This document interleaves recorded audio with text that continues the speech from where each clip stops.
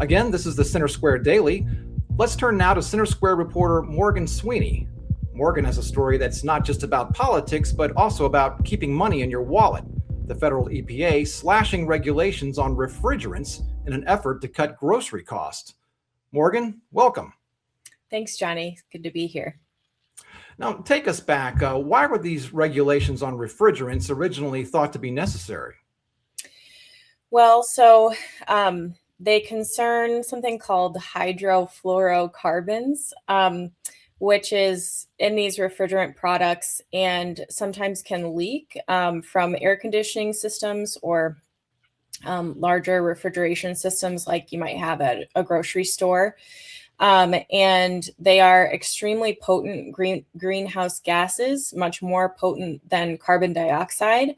And so people who are worried about the environment and climate change are concerned about them because if they escape into the atmosphere, they can do, outsized damage compared to some other substances. Well, I can see why that might be concerning. Now, your story says that these regulations actually can be traced back to Trump's first term, the first Trump administration. So what has changed? Why is the Trump administration in the president's second term now looking to roll back these regulations? Honestly, they didn't really explain that at the event where they made this announcement. Trump just sort of assured everyone listening, he said this would have no impact on the environment whatsoever. He also said that these regulations not only didn't work to achieve the ends that they were created for, but also that they just were more expensive for the industry. But they didn't really comment on the fact that they had originated in 2020. Well, that's interesting what Trump is saying about this. Does everyone agree with that? No, not everyone agrees. So there's many environmental organizations that disagree and say that, the industry was making progress and kind of becoming more aligned with standards that other peer countries have in place for these kinds of things. And that now we're just going backwards and not only endangering the climate, but also that it's not a good move economically either. Well, speaking of economically, let's talk about where the rubber hits the road. So what are the expected benefits to taxpayers of rolling these regulations back? Mm-hmm. So EPA Administrator Lee Zeldin said that this change is going to save American families more than $2.4 billion.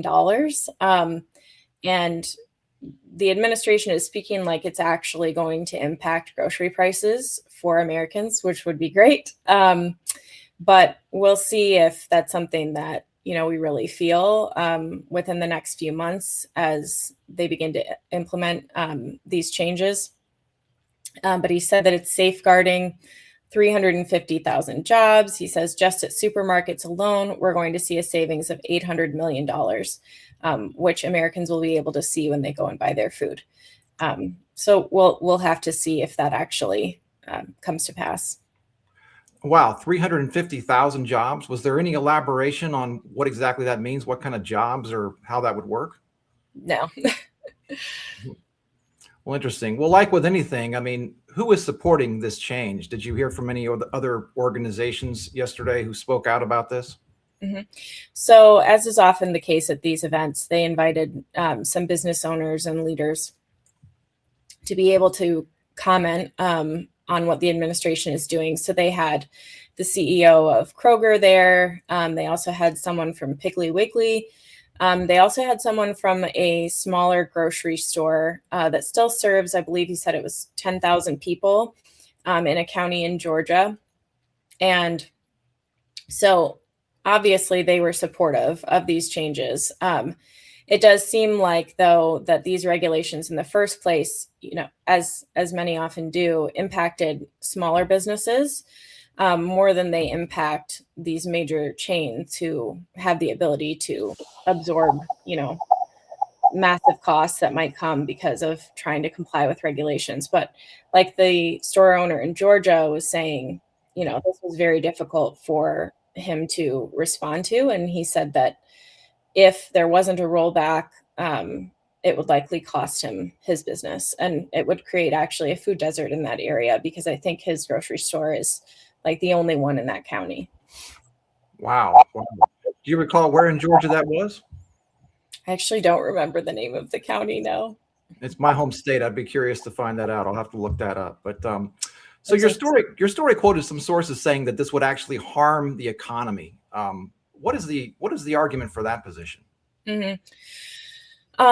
Well, many sources are saying that, the industry has already done the work to comply with these regulations. And so now it's just kind of regulation whiplash at this point. And they already transitioned to these other substances. And now they're just going to have to go back. So, well, they don't have to go back, but they have this extended timeline.